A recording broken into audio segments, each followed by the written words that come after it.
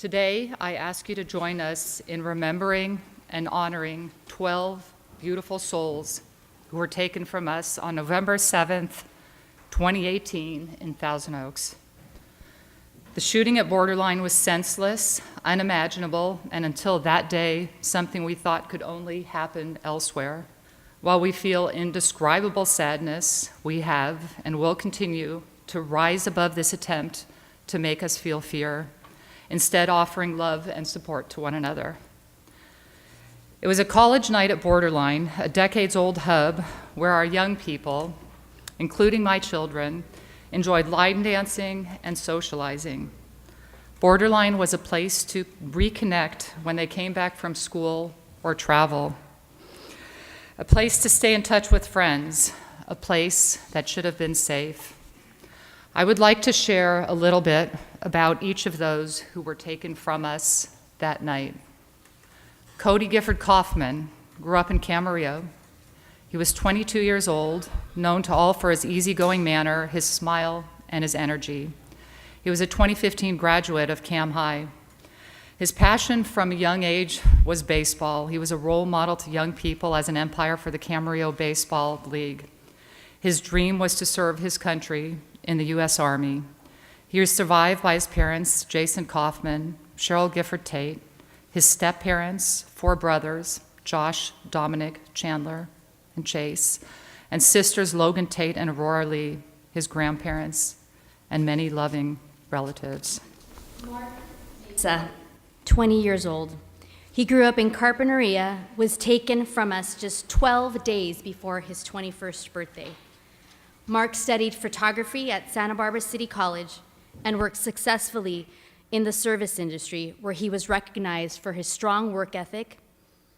He was known for his big smile, geniality, and dedication to his family. Mark was an employee at Borderline.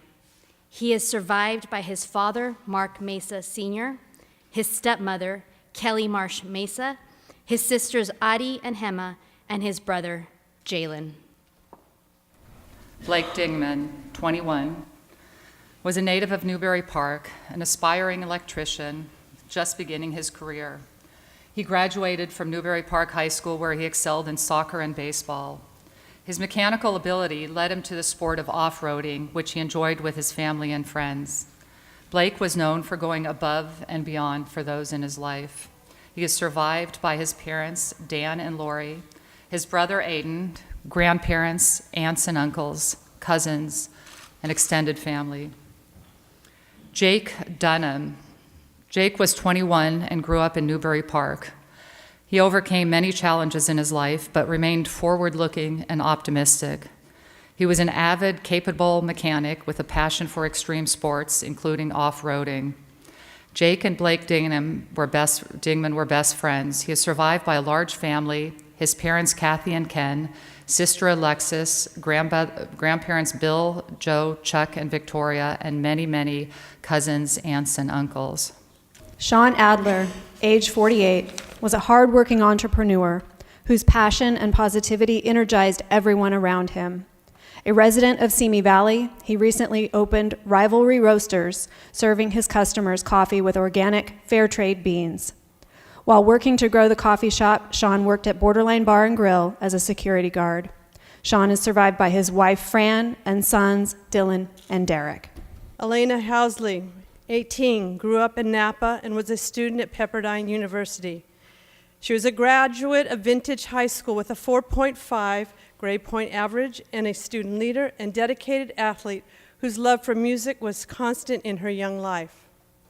Elena was a Regent Scholar at Pepperdine, recently accepted to study abroad program and onto the university's mock trial team.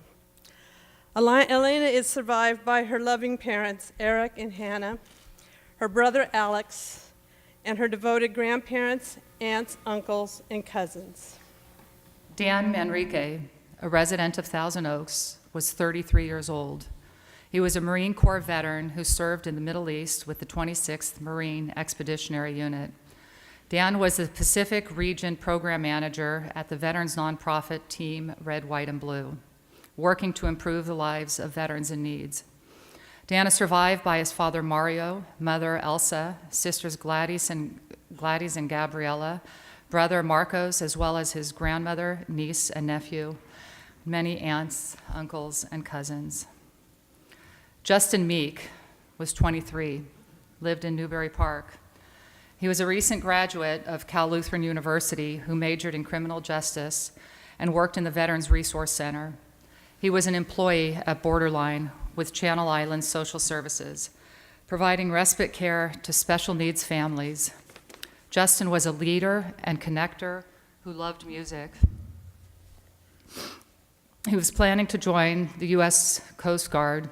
He is survived by his father, Roger, mother, Laura Lynn, and sister, Victoria Rose Meek. Telemachus Orphanus, a native of Thousand Oaks, was 27 years old.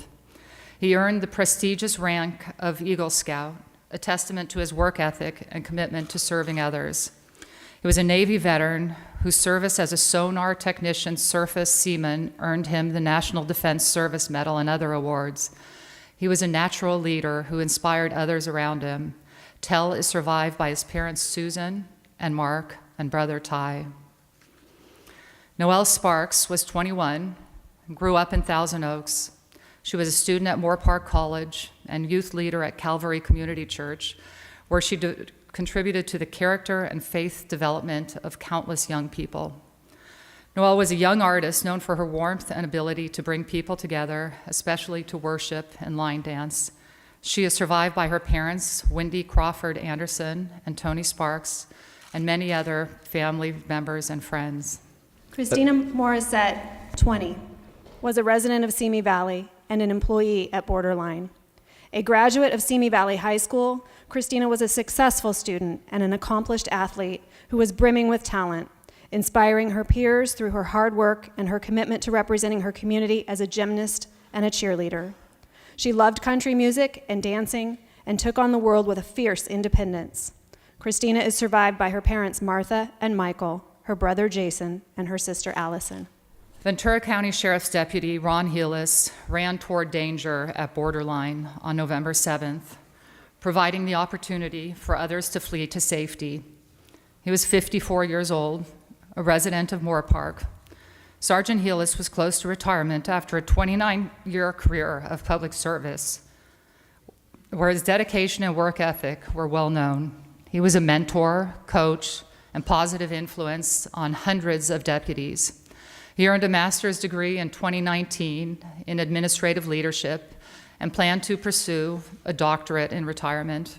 His life reflected a long history of going above and beyond for the people around him, on the job, with family and friends. He was an avid outdoorsman, including fly fishing in the Sierra Nevada with his son Jordan.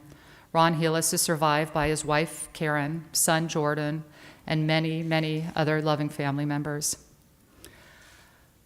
We're thankful for all the heroes that night, including many inside Borderline, where the shooting occurred. We are grateful for the heroic efforts of our first responders, the men and women who protect our community, who rushed to the scene as soon as the first shots were fired, whether they were on duty or not. The selfless actions of the sheriff's deputies and the officers from many surrounding agencies, no doubt, saved many lives. We draw strength from those who bravely stepped up. Their courage, service, and sacrifice for the safety of others sustains us and gives us hope.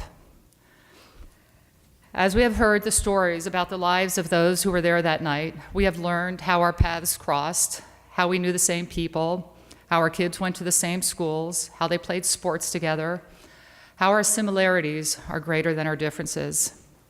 We have also learned that there is a common thread that binds our community together and helps us support grieving families and each other. Nothing will ease the pain caused by this senseless violence, but we must do all we can to ease their burden. We are stronger together, and together we live on with the memories of those we loved and those whose lives were touched.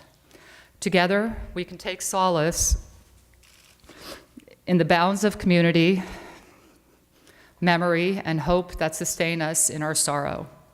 We are committed to ensuring that the lives of Cody, Elena, Blake, Daniel, Jake, Justin, Christina, Mark, Noel, Sean, Telemachus, and Sergeant Helis will never be forgotten.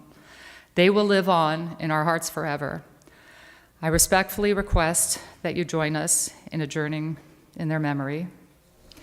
And I would like to acknowledge family members, friends, and the advocates of those we honor today. Members and guests, please rise as we observe a moment of silence as we remember and honor these victims.